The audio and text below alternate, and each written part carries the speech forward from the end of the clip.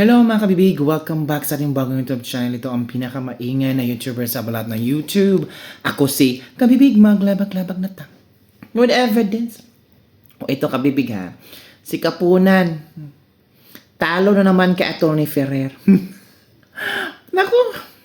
Kapunan, kahit ano pang drama mo dyan, si Atty. Ferrer, ano yan hindi yan sasalang kapag walang mga bala. Alam niya kung ano ang kanyang irarason. Alam niya kung paano makukuha ang testigo ninyo, witness ninyo, para mapaamin ang katotohanan.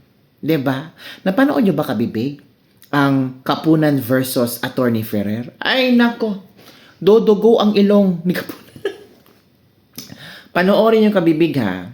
Panoorin nyo, si Kapunan noon, iba na ngayon. Kasi si Kapunan noon, very strong. Talagang makikita mo yung agility sa kanya. Pero ngayon parang humihina na sa Atty. Kapunan.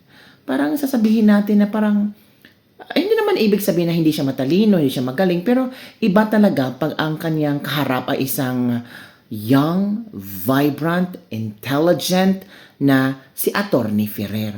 Parang ang iba daw nauumay na sa impeachment. Kasi pag lalo nilang pag-usapan ng impeachment at confidential funds, lalong makikita ng mga tao kung ano ang magandang nagawa ni VP Sara. Nakikita ng mga tao kung gaano ka-competent si VP Sara. Kaya ang mga tao parang nauumay na. Kasi maniniwala ang mga tao na sa 2028, VP Sara will win. And kahit man makonvict si VP Sara, pero sa puso ng mga tao, siya pa rin ang mananalo sa 2028. Panoorin nyo kung paano sinopalpal ni Atty. Ferrer si Kapunan. Paano biglang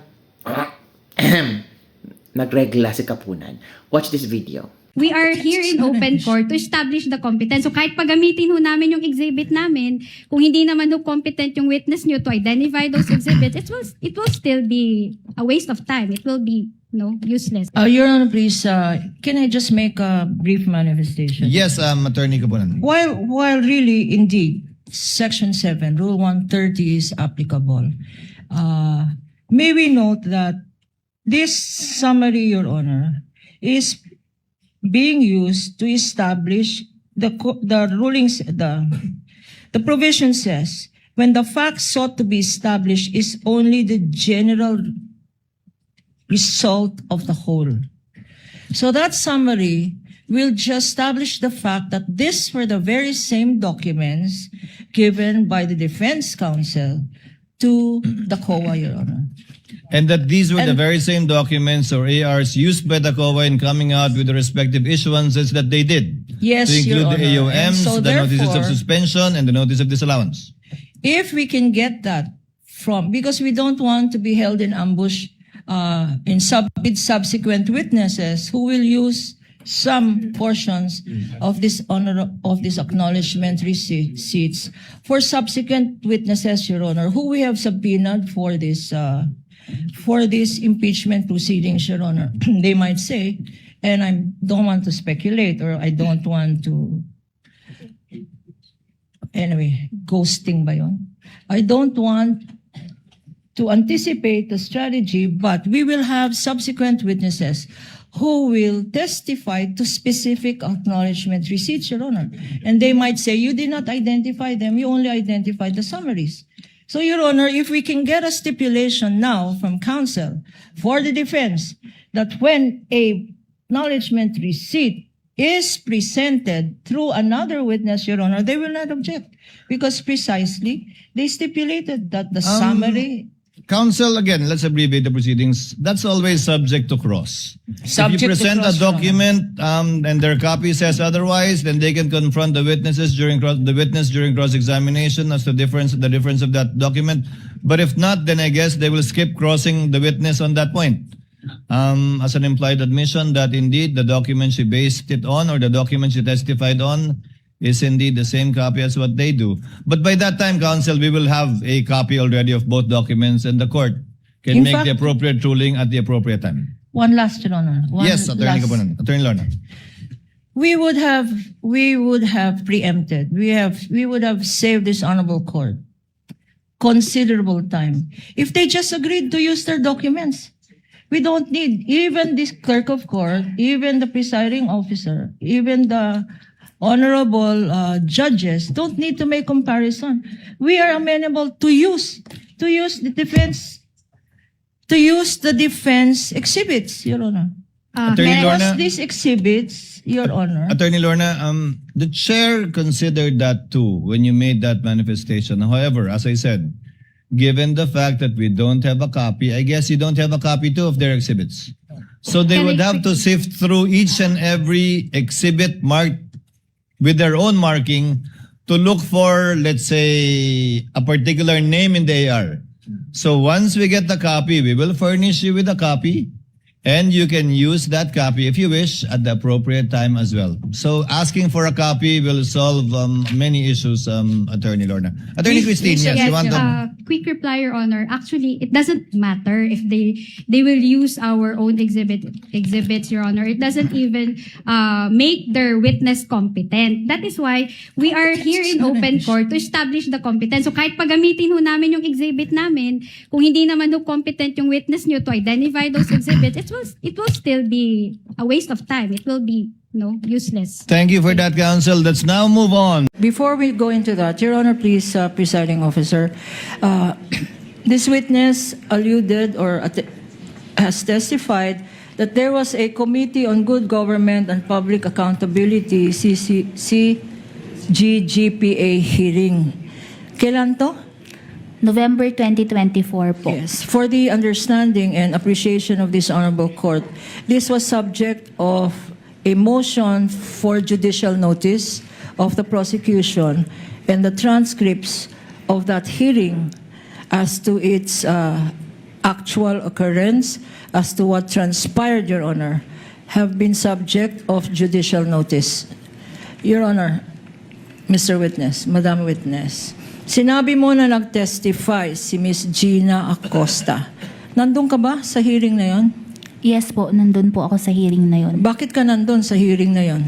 Kasama po ako sa resource persons from COA na umattend po doon. Nasubpina ka ba? Yes po. Bakit ka sinubpina? Kasi ako po yung staff na nag-conduct ng evaluation po ng mga documents na sinubmit in relation sa liquidation ng confidential fund ng OBP at DepEd. Okay, and you said that in that hearing of the Committee on Good Government and Public Accountability, nag-testify ang isang Miss Gina Acosta. Ito bang Miss Gina Acosta yung sinabi mo kanina na Chief of Staff? Ay, hindi. Sino? SDO ng Office of the Vice President? Yes po, si Miss Gina Acosta po. At nakilala mo siya sa hearing na yon, na nandun talaga siya. Opo, nagpakilala po siya. Nagpakilala siya sa'yo. Hindi po, doon sa hearing po. Sa Kaya hearing. na-identify ko po na siya po yun. And anong sinabi niya? Anong narinig mong sinabi niya sa hearing na yan? Na by the directive po of BP Sara, binibigay niya kay Colonel Raymond Dante Pilachica, head ng Vice Presidential Security and Protection Group, yung cash advance po for confidential fund. Na sinabi kay Gina Acosta ng Vice President na ibigay niya kay isang Colonel Lachica. Sino itong Colonel Lachica? Siya po yung head ng Vice Presidential and Security Group po nung time na yun. Itong Colonel Lachica, hindi siya Senior Disbursement Officer? Hindi po Special Disbursement Officer? Hindi po siya ang SDO. Ano ang kinalaman ng isang head ng security sa disbursement ng confidential funds, kung alam mo? Under po kasi sa joint circular, nakalagay po doon na sa responsibility ng SDO na siya yung mag-disburse ng cash advance. And meron din pong provision under 6.1.1 na hindi under no circumstance shall cash advance for confidential fund be transferred from one accountable to another po. So, kung ano ang nakalagay sa circular na yan, 6.1.1, yun lang dapat ang officer na dapat mag-disburse ng pondo. Yes po, si SDO lang po. Paano kung ang Vice President mismo, Vice President, yung head ng agency, ang siya mismo nag-instruct kay Ma'am Gina Acosta na bigay ni Gina Acosta kanyang SDO kay Colonel La Chica. Tama ba yun sa palagay ninyo o sa evaluation ninyo, Madam Witness? Objection, Your Honor. Kindly turn on the mic of the counsel for respondent, Tech. And why is it off? Hello. The witness is incompetent to answer that question. If she knows, counsel, witness may answer. Under If po, you know, Celine. If you don't, you can also say so. okay po, thank you po, Your Honor. Under po kasi sa joint circular, it is the SDO na mag-disburse ng cash advance. And ang participation po dito ng head of agency is to oversee, kasama po sa responsibility niya, to oversee the agency-wide use ng kung paano po ginagamit ang confidential fund. So ang sagot sa tanong ay, ang tanong ko ngayon, sa sinabi mo, sa palagay mo, bakit ka nabahala na si Miss Acosta? Your Honor, I have not Let yet asked the the question. counsel finish her question.